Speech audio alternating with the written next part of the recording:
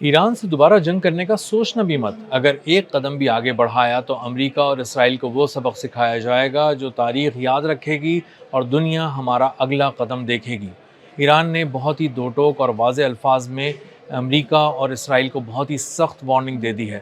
میرا نام اظہر علی خان ہے اور آپ دیکھ رہے ہیں آج کی بات۔ ایران نے واضح اور دو ٹوک الفاظ میں کہا ہے کہ اگر امریکہ اور اسرائیل نے دوبارہ ایران پر جنگ مسلط کی تو ایران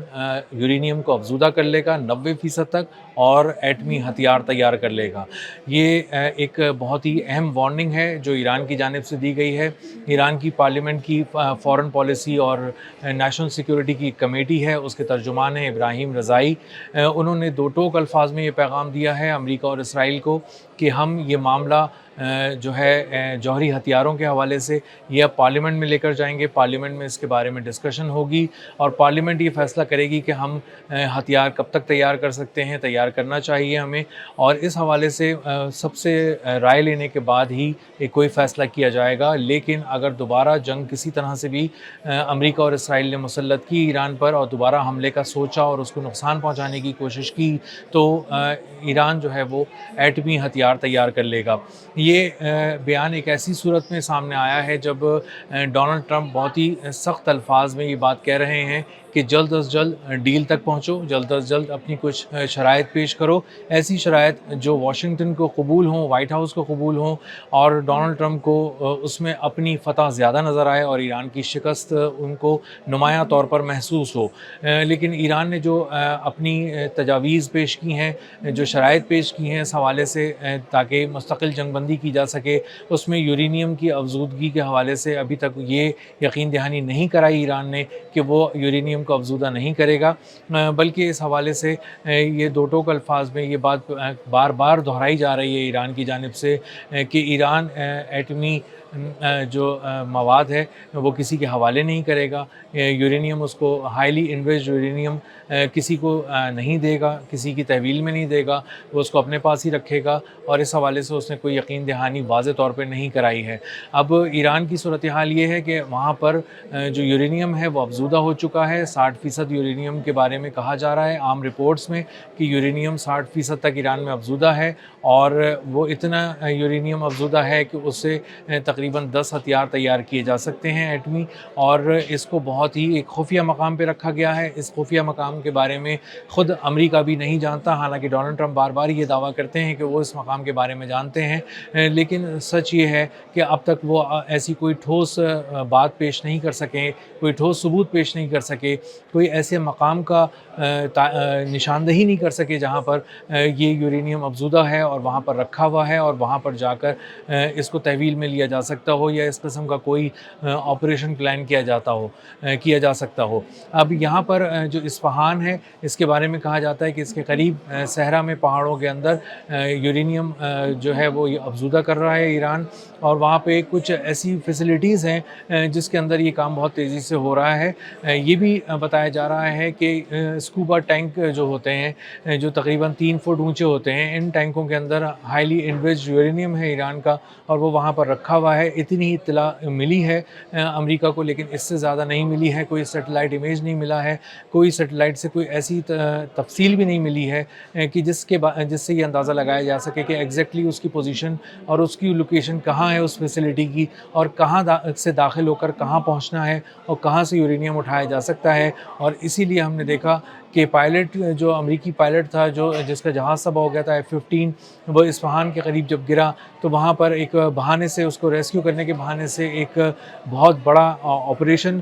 پلان کیا امریکہ نے، اور ایک ایسا آپریشن پلان کیا جو ایک ہالی ووڈ کی مووی کا سین لگتا تھا، اور اس کے ذریعے یہ لوگ وہاں پر پہنچے، وہاں پر طیارے اترے، C-130 طیارے بھی تھے اس میں، ہیلی کاپٹرز بھی تھے اس میں، A-10C بھی تھا جو ان کا تھنڈر بولٹ طیارہ ہے وہ بھی تھا، اور اس کے علاوہ MQ-9 ریپرز ڈرون کے ذریعے سرویلنس اور اٹیک دونوں کی پلاننگ کی گئی تھی، اور ایک منظم منصوبہ بندی کے بعد وہاں پر قریب جایا گیا اور اس فیسلٹی کے قریب اترنے کی کوشش کی گئی جس کے بارے میں امریکہ کو لگتا تھا کہ یہ فیسلٹی ہے۔ وہاں پر جب امریکی فوجی اترے تو وہاں پر بہت ہی بڑے پیمانے پر ایرانی پاسداران انقلاب کی جانب سے ان پر حملہ کیا گیا، اور ایک ایسا حملہ تھا جس کے بعد اصفہان کا جو صحرا تھا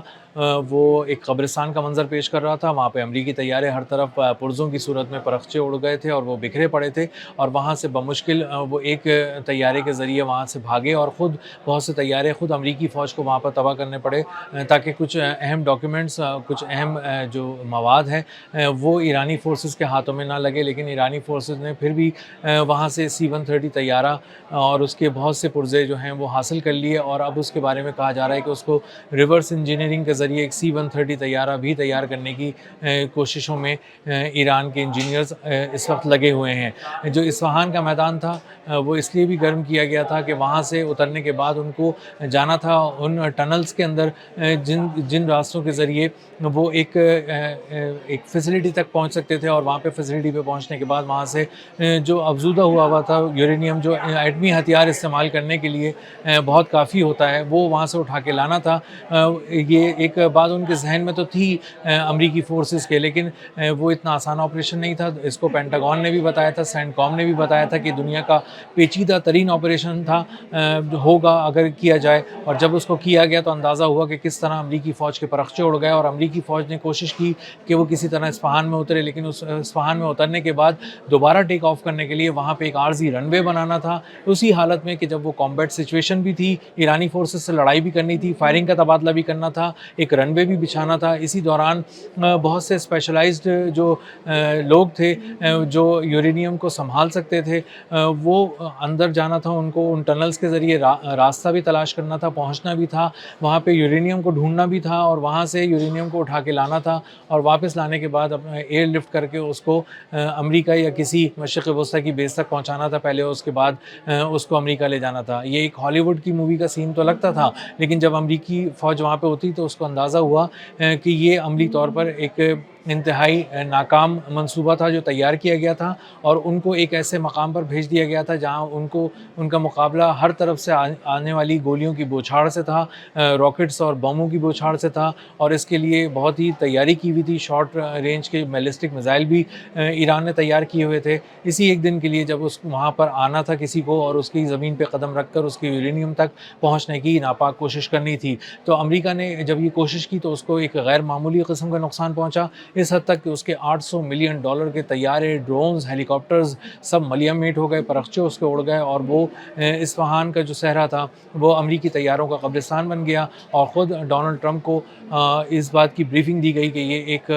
ناکام آپریشن تھا، ناکام ہونا ہی تھا، اس کو ناکامی سے دوچار ہونا تھا، اور یہ بالآخر ناکام ہو گیا۔ تو اب اس کے بارے میں نہ سوچا جائے کہ کسی طرح پہ ہم ایران کا یورینیم حاصل کر سکتے ہیں۔ جب انہوں نے یہ دیکھا تو اس کے بعد انہیں اندازہ ہوا کہ وہ اب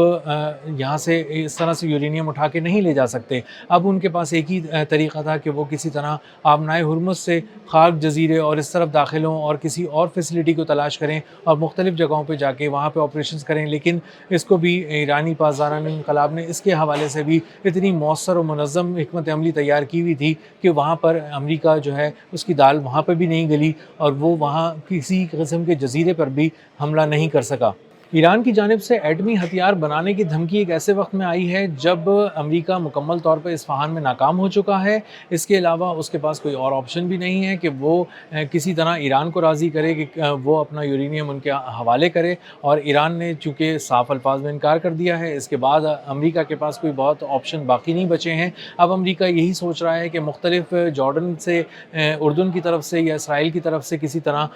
حملہ کرنے کی ایک منظم کوشش کرے، اور ایک بار اور یہ اٹیمپٹ کر کے دیکھے، مس ایڈونچر کی، اور اس میں اس نے اسرائیل کو بھی آن بورڈ لینے کی کوشش کی ہے، لیکن ابھی تک وہ ہمت نہیں کر پا رہا، اور ابھی تک کوئی ایسی اسٹریٹجی، ملٹری اسٹریٹجی ایسی سامنے واضح طور پہ نہیں آ پا رہی جس کو دیکھ کر ڈونلڈ ٹرمپ کا دل خوش ہو سکے اور وہ یہ فیصلہ کر سکیں کہ ہاں ہمیں ایران پر دوبارہ حملہ کرنا چاہیے۔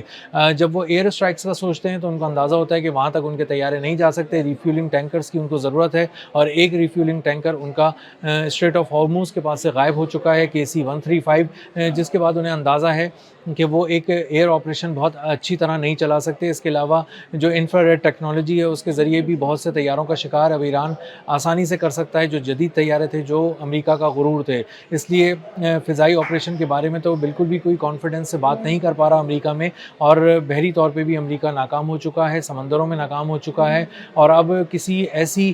حکمت عملی کی تلاش میں جس کے ذریعے یہ اندازہ ہو سکے کہ امریکہ اگر اب حملہ کرے گا تو کسی طرح کامیاب ہو جائے گا۔ لیکن ایران نے اپنا ہدف اور اپنا سرپرائز ایک بار پھر سامنے رکھ دیا امریکہ کے، اور کہا ہے کہ اگر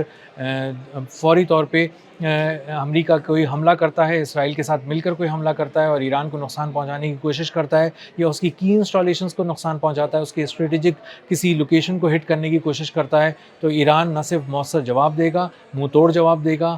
تمام بیٹل فیلڈز میں جواب دے گا، بلکہ وہ ایٹمی ہتھیار بھی تیار کرے گا اور اپنی پارلیمنٹ سے منظوری لے کر اس کو پوری دنیا کے سامنے اعلان کر کے ایٹمی ہتھیار تیار کرے گا۔ اب تک کے لیے اتنا ہی، ملتے ہیں اگلے ولاگ میں کسی نئی خبر، نئے تجزیے اور نئے زاویے کے ساتھ۔ اللہ حافظ۔